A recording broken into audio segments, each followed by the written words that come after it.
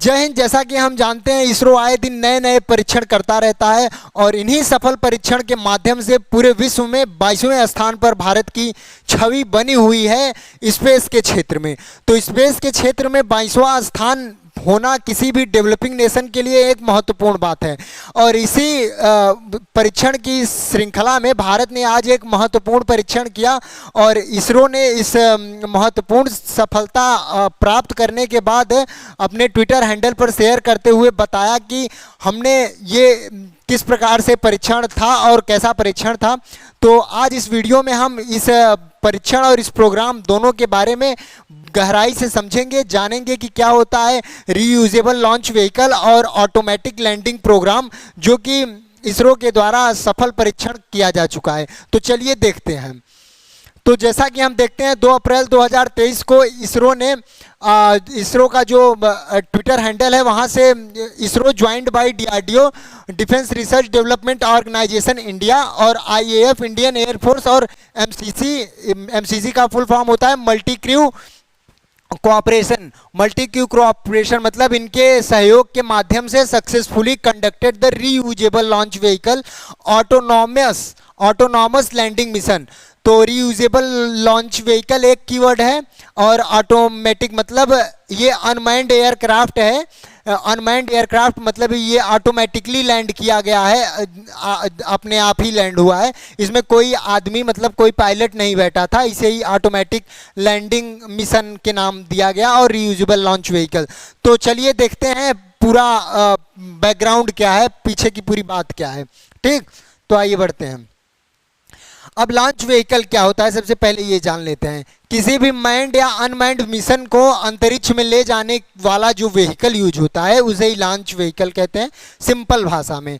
मतलब जैसे कहीं आपको जाना है तो आप किसी कार का यूज करते हैं, उसी प्रकार से अंतरिक्ष में कुछ ले जाना हो तो लॉन्च व्हीकल का यूज करते हैं, उसे ही हम लॉन्च व्हीकल कहते हैं। अब ये लॉन्च व्हीकल जो है हमारा, ये 2 भागों में बांटा जाता है। 2 भागों में बांटा जाता है। देखिए हम इंग्लिश में लिखे हुए हैं लेकिन बोल हिंदी में रहे हैं, कहाँ से कि हिंदी मीडियम वालों को दिक्कत ना हो। एक्सपेंडेबल लॉन्च व्हीकल मतलब ऐसा लॉन्च व्हीकल, दूसरा जो है ये रीयूजेबल लॉन्च व्हीकल। इसी के बारे में अभी हमने यहाँ पर देखा, रीयूजेबल लॉन्च व्हीकल के बारे में। तो ये जो हमारा लॉन्च व्हीकल होता है वो 2 प्रकार का होता है। पहला एक्सपेंडेबल लॉन्च व्हीकल, दूसरा रीयूजेबल लॉन्च व्हीकल। अब इनको आसान भाषा में समझिए, इस पर मत जाइए। एक्सपेंडेबल लॉन्च व्हीकल क्या होता है इसको समझिए। एक्सपेंडेबल लॉन्च व्हीकल ऐसा व्हीकल जैसे कि हमारा रॉकेट है जिसके माध्यम से हम अपने सैटेलाइट को अंतरिक्ष में ले जाते हैं, तो वो रॉकेट डिस्ट्रॉय हो जाता है। डिस्ट्रॉय मतलब नष्ट हो जाता है, अंतरिक्ष में ही जाके खत्म हो जाता है और स्पेस में, अंतरिक्ष में ही स्पेस डेब्रिस के रूप में यानी कि अंतरिक्ष कचरा के रूप में घूमता रहता है। तो ऐसा व्हीकल जिसको हम दोबारा से यूज न कर पाए, उसके रॉकेट को, उसके बूस्टर को दोबारा यूज न कर पाए, एक बार के यूज के लिए हो, ऐसे व्हीकल को हम एक्सपेंडेबल लॉन्च व्हीकल कहते हैं। ठीक, और जो दूसरा है रीयूजेबल लॉन्च व्हीकल, तो उसमें क्या होता है कि हम जो हमारा बूस्टर रॉकेट होता है, जो हमारा और भी जो उसका पार्ट होता है, उसको दोबारा से हम यूज कर लें, उसको दोबारा से वापस लाके यूज कर लें, तो वो होता है हमारा रीयूजेबल लॉन्च व्हीकल। अभी तक केवल दोबारा जो यूज करने के लिए, जो बूस्टर रॉकेट को वापस ले आने के लिए किसी ने लाया है, तो वो एक है हमारे पास। अगर इसके उदाहरण की बात करें कि रीयूजेबल लॉन्च व्हीकल का उदाहरण क्या है, तो फाल्कन 9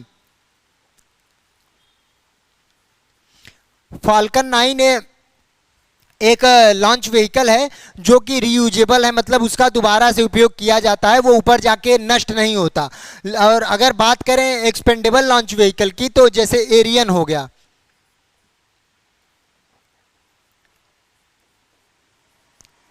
गया, जीएसएलवी हो गया, पीएसएलवी हो गया, तो ये सब हमारे जो हैं ये एक्सपेंडेबल लॉन्च व्हीकल के हैं। मतलब एक बार इनको लॉन्च कर दिया गया ना, तो ये आशा मत रखिए कि कुछ इसमें से हमको वापस मिल जाएगा, हम फिर से उसको बना के दोबारा यूज कर लेंगे। ये सब नष्ट हो जाता है, अंतरिक्ष में जाके अंतरिक्ष में कचरा के रूप में घूमता रहता है। इसे ही बोलते हैं स्पेस डेब्रीज, जो अंतरिक्ष का कचरा होता है। ठीक, और ये रीयूजेबल में इसमें क्या होता है, जो रॉकेट इसको ऊपर ले जाता है वो रॉकेट वापस आके लैंड कर जाता है, जिससे उस रॉकेट को हम दोबारा यूज कर सकें। तो इसका डिफरेंस क्लियर हो गया। लॉन्च व्हीकल दो प्रकार के।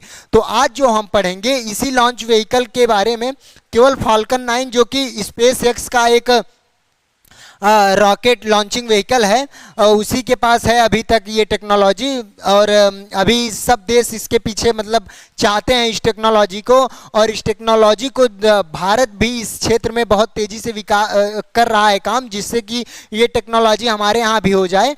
तो इसी टेक्नोलॉजी को ध्यान में रखते हुए भारत ने 2012 में एक प्रोग्राम चलाता है, reusable launch vehicle technology development programme. Reusable launch vehicle technology development programme जो है इसरो के द्वारा प्रारंभ होता है 2012 में, जो कि नेशनल रिव्यू कमेटी के द्वारा इसको प्रूव किया जाता है, इसको स्वीकृति प्रदान की जाती है इस मिशन को कि इसरो इस मिशन पर काम करे।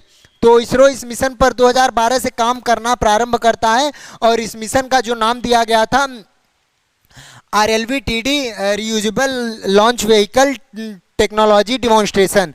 तो ये एक डिमॉन्स्ट्रेशन प्रोग्राम है, मतलब प्रदर्शन प्रोग्राम है, मतलब इसमें प्रदर्शन करेंगे अपनी टेक्नोलॉजी का।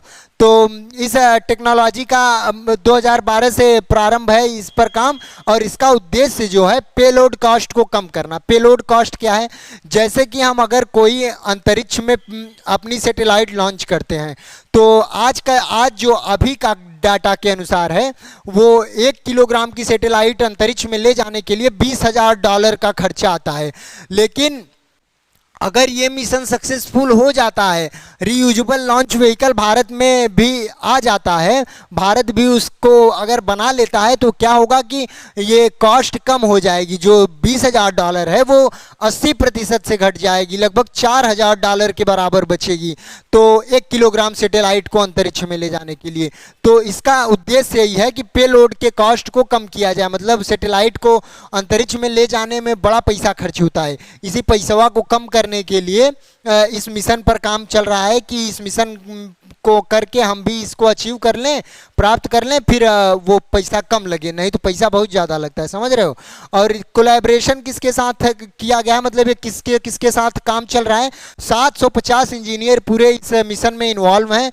NAL नेशनल एरोनॉटिक्स लिमिटेड और Vikram Sarabhai space research centre है, और ISS Indian institute of science MCC जैसा कि हमने पढ़ा मल्टी क्रू कोऑपरेशन, और CIM एक हैदराबाद बेस्ड प्राइवेट कंपनी है। तो इन लोगों के इतने लोगों के मिलकर इस प्रोग्राम पर काम कर रहे हैं, ठीक।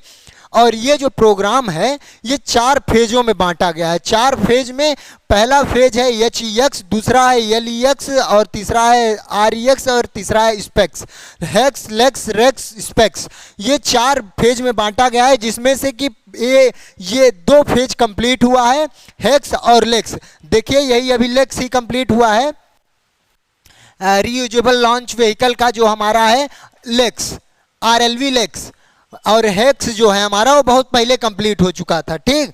ये हमारा हेक्स 2016 में कंप्लीट हो चुका है। तो चलिए पढ़ लेते हैं, इन चारों के बारे में समझ लेते हैं आराम से कि क्या है। ये 4 फेज में है, समझ रहे हैं ना, ये इसी मिशन का पार्ट है। देख लीजिए RLV-TD का भाग है, 4 भागों में 4 फेज में होगा। ये फेज का मतलब 4 भाग में बटा है, हेक्स लेक्स रेक्स स्पेक्स। तो आगे देखते हैं हेक्स के बारे में। जो पहला हम पढ़ेंगे हेक्स के बारे में, ये Satish Dhawan space research centre से लॉन्च किया जाता है।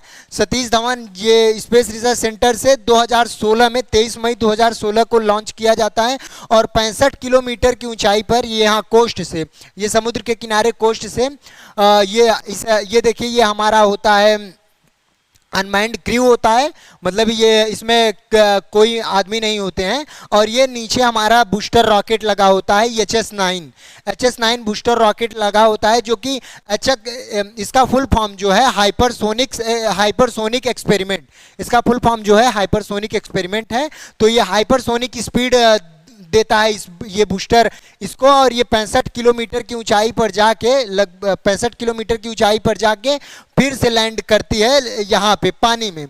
तो पहला जो हमारा ओशन में बे ऑफ बंगाल में जाके ये गिरता है, जो इससे आशा थी, लगभग ये 80% सफल था, 10% केसों में असफल था। इसको दोबारा रिकवर नहीं कर पाए थे इस बे ऑफ बंगाल से। तो हेक्स कंप्लीट हो गया था, जो भी हमारे आवश्यकता थी, जिसके बारे में हमें जानना था, वो सारी चीज़ें हो गई थी। मतलब ये पहला लगभग सफल था, 80% सफल था।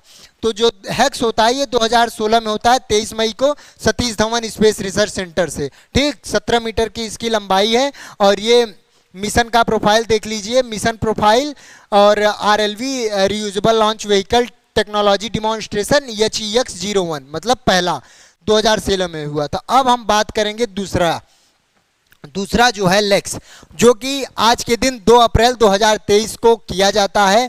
और 4.5 किलोमीटर की ऊंचाई पर इसको ले जाया जाता है। ये हमारा जो है ना कर्नाटका के चित्रदुर्ग में होता है। ये जो हमारा एक्सपेरिमेंट होता है ये कर्नाटका के चित्रदुर्ग में होता है। और ये भारतीय वायुसेना का चिनूक विमान है, हेलीकॉप्टर। इसको 4.5 किलोमीटर की ऊंचाई पर ये देखिए लेके जाता है, 4.5 किलोमीटर की ऊंचाई पर। और यहाँ से 4.5 किलोमीटर की ऊंचाई पर आप देख रहे हैं यहाँ पे जब 4.5 किलोमीटर की ऊंचाई पर पहुँचता है तो यहाँ से इसको छोड़ दिया जाता है फ्रीली, और ये अपने आप ही आके यहाँ पर ऑटोमेटिक लैंडिंग कर जाता है इस तरीके से। ठीक, अब देखते हैं ये ऑटोमेटिक लैंडिंग किस तरीके से किया है। और जो स्पीड थी इसकी लैंडिंग के समय वो 350 किलोमीटर की स्पीड थी। ठीक, अब आगे देखते हैं कि कौन कौन सी इसमें टेक्नोलॉजी यूज की गई थी जिसके माध्यम से ये ऑटोमेटिक लैंड कर गया। ठीक, तो आइए आगे देखते हैं। अब ये जो हम देख रहे हैं ये टेक्नोलॉजी इसमें यूज की गई थी जिसके माध्यम से ये ऑटोमेटिकली लैंड कर गया। तो जो सबसे पहला और इम्पॉर्टेंट है वो है हमारा एल्टीमीटर। एल्टीमीटर क्या होता है? ये ऊंचाई बताता है ज़मीन से कि कितने ऊंचाई पर हमारा एयरक्राफ्ट है। एल्टीमीटर ये एल्टीमीटर में राडार लगा होता है, और इसी राडार का ये जो राडार लगा हुआ था इस वाले एयरक्राफ्ट में वो का बैंड का फ्रिक्वेंसी यूज कर रहा था। कू बैंड की फ्रिक्वेंसी नहीं यूज कर रहा था, वो का बैंड की, का कू एक्स ए ये फ्रीक्वेंसी बैंड होता है। आप पढ़े होंगे जो बैंड होता है हमारा, उस फ्रीक्वेंसी बैंड में रेडियो सिग्नल्स का यूज करके का बैंड का यूज करके, इसके लिए आपको एक सेपरेट वीडियो लेके आएंगे जिसमें का कू ए एक्स सी सारे बैंड के बारे में हम एक्सप्लेन करेंगे। तो ये जो अभी के लिए मान लीजिए आप कि एक का बैंड एक प्रकार की रेडियो वेव है, और इसी रेडियो वेव का ये जो हमारा राडार है यूज करके इसको हाइट बता रहा था कि कितनी हाइट पर हो। ठीक, तो ये अल्टीमीटर हो गया, एल्टीमीटर का यूज किया गया था इसमें। ठीक, और जो दूसरा है उसमें नाविक का यूज किया गया था, और जो कि ग्लोबल पोजिशनिंग सिस्टम भारत का है। भारत के रीजन को दिखाने के लिए, भारत की स्थिति बताने के लिए, मतलब भारत का मैप कुल मिला के भारत का नक्शा बनाने के लिए भारत के ही द्वारा विकसित किया गया एक नाविक का मतलब होता है सेलर, जो कि नेविगेट करता है यानी कि दिशा दिखाता है। तो ये भारत का जीपीएस यूज किया गया था, सैटेलाइट लॉन्च सैटेलाइट हमारी, और इसमें जो कि इसको 3D नेविगेशन के बारे में बता रहा था, मतलब इसका 3D नेविगेशन ये इसको प्रोवाइड कर रहा था, इसका यूज किया गया था और इसके बारे में पढ़ लिया। तो दूसरा ये हो गया। जो तीसरा हमारा था ये हो गया हमारा लैंडिंग गियर। ये जो हमारा लैंडिंग गियर दिख रहा है तो ये भारत के द्वारा इंडिजीनियसली इसको बिल्ट किया गया था, इसके लैंडिंग गियर को। इस पर किसी इंपोर्ट पर भारत आधारित नहीं था, और भारत को इसने खुद ही बनाया था इसके लैंडिंग गियर को। और तीसरा है ये हमारा तीसरा लैंडिंग गियर। और जो चौथा था हमारा वो बीपीएस, ये जो हमारा है ये ब्रेक पैराशूट सिस्टम। तो ब्रेक पैराशूट सिस्टम ऐसा सिस्टम होता है कि जब एयरक्राफ्ट 350 किलोमीटर की रफ्तार से नीचे आ रहा है तो इसके स्पीड को कम करने के लिए इस सिस्टम का यूज किया जाता है। ये देख सकते हैं आप, ये पैराशूट लगा हुआ है, ब्रेक पैराशूट सिस्टम इसे ही बोलते हैं।